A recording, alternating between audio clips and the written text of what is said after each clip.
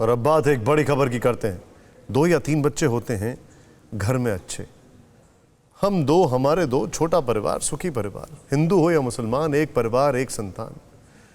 ये ऐसे नारे हैं जिन्हें सरकारें वक्त वक्त पर जारी करती रहती हैं ताकि लोगों को जागरूक कर बेतहाशा बढ़ती आबादी पर लगाम लगाई जा सके। ऐसा नहीं है कि नारों का असर नहीं हुआ, लेकिन जैसा होना चाहिए था वैसा नहीं हुआ।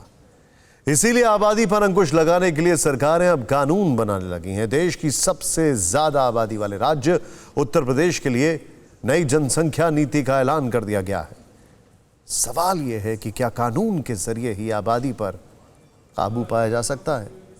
आखिर कानून की जरूरत ही क्यों पड़ी और क्यों कहा जा रहा है कि यूपी में बच्चे 2 ही अच्छे?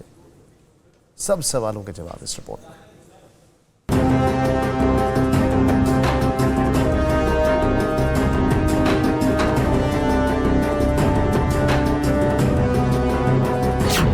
आगे इंसान, पीछे इंसान, दाएं इंसान, बाएं इंसान, ऊपर इंसान, नीचे इंसान। जहां देखो वहीं इंसान और इंसान पर ही बड़ा घमासान। शहर की गलियों में, गांव के पगडंडियों में, नदी के किनारे, सड़क के सहारे, जहां तक नजर जाती है मानव जाति ही नजर आती है। वक्त बीता, देश बढ़ा, लेकिन देशवासी कुछ ज्यादा ही तेजी से बढ़े। ऐसे बढ़े कि देश में आबादी का विस्फोट हो गया। शहर विस्तार का आकार लेते रहे, सड़कें 2 गुनी, 3 गुनी, 4 गुनी चौड़ी हो गई। खेत सिमट रहे हैं, जमीन सूख रही है, बड़ी आबादी भूख से बिलख रही है। इसीलिए बहस करनी होगी, अजीब करनी ही होगी इन सवालों के साथ कि देश में जनसंख्या कंट्रोल कानून क्यों जरूरी है। क्यों कानून के जरिए ही आबादी काबू की जा सकती है? बढ़ती आबादी देश की तरक्की पर कैसे ब्रेक लगा रही है? आम इंसान हो या देश के सियासतदान, इन सवालों का जवाब सभी जानते हैं, पर आबादी कंट्रोल करने के लिए कानून बनाने की बात पर सभी खामोश हो जाते हैं। लेकिन देश की सबसे बड़ी आबादी वाले सूबे ने ये कर दिखाया है। यूपी में 2 बच्चों की पॉलिसी का मसौदा तैयार हो गया है।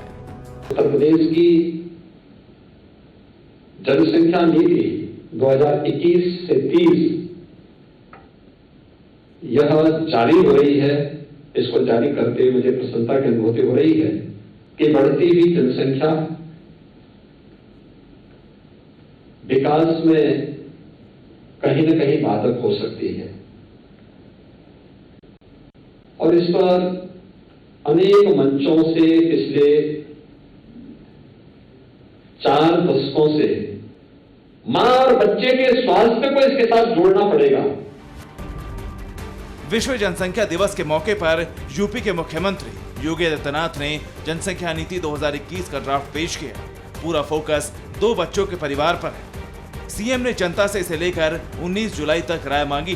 ड्राफ्ट में क्या है, इसे समझते हैं। सबसे पहले बात 2 से ज्यादा बच्चों वालों की। ड्राफ्ट के मुताबिक 2 से ज्यादा बच्चे वाले लोगों को सरकारी योजनाओं का लाभ नहीं मिलेगा। ऐसे शख्स सरकारी नौकरी के लिए आवेदन नहीं कर पाएंगे और न ही किसी स्थानीय निकाय का चुनाव लड़ सकेंगे। ड्राफ्ट में कहा गया है कि 2 से ज्यादा बच्चों वालों के राशन कार्ड पर 4 सदस्यों के ही नाम होंगे। ऐसा शख्स किसी भी तरह की सरकारी सब्सिडी का हकदार नहीं होगा। इसका संबंध केवल जनसंख्या स्थिरीकरण के साथ ही नहीं, बल्कि जनसंख्या नीति का संबंध हर एक नागरिक के जीवन में खुशहाली लाने और समृद्धि का रास्ता उसके द्वार तक पहुंचाना भी है। हर तबके को इसके साथ जोड़ना होगा।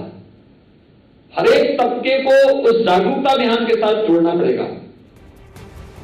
ड्राफ्ट में 2 बच्चों की पॉलिसी का पालन करने वाले और स्वैच्छिक नसबंदी कराने वाले पेरेंट्स को सरकार खास सुविधाएं देगी।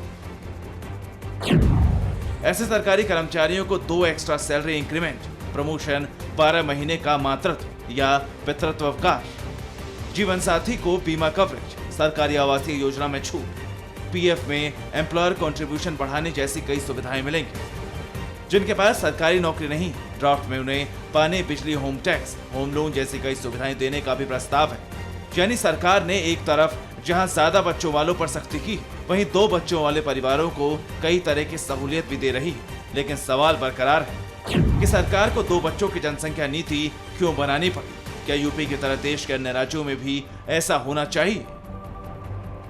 इन सवालों का जवाब समझने के लिए यूपी की आबादी के गुणागणित को समझना होगा और ये गुणागणित इस नक्शे से समझ में आएगा। यूरोप के 4 बड़े देश इंग्लैंड, फ्रांस, इटली, स्पेन।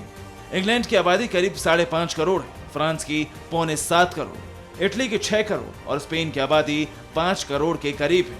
और इन चारों देशों की जनसंख्या के बराबर यूपी की आबादी है।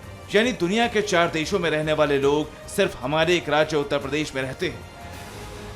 जरा सोचिए कि हालात कैसे हो सकते हैं। इसकी तस्वीर कोरोना की दूसरी लहर के दौरान देखी भी गई। इसलिए यूपी सरकार ने आबादी को काबू करने के लिए कानून बनाया। सवाल ये है कि क्या पूरे देश में ऐसे कानून की जरूरत नहीं? आम हिंदुस्तानी क्या कहते हैं, सुनिए।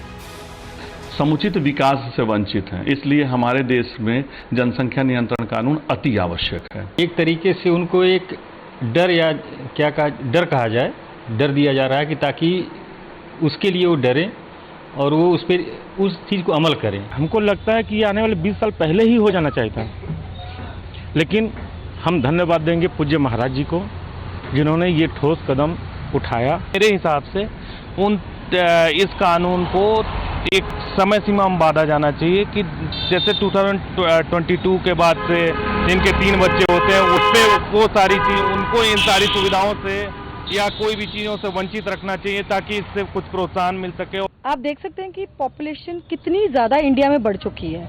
इसके लिए न केवल सरकार को कोई कदम उठाने चाहिए, हम लोगों को हमें अपनी जिम्मेवारी लेनी चाहिए कि हम सारे पॉपुलेशन कंट्रोल करने के लिए अपने आप ही कदम उठाएं। अड़ी सोमवार से शुक्रवार शाम 6 बजे सिर्फ TV9 भारतवर्ष पर।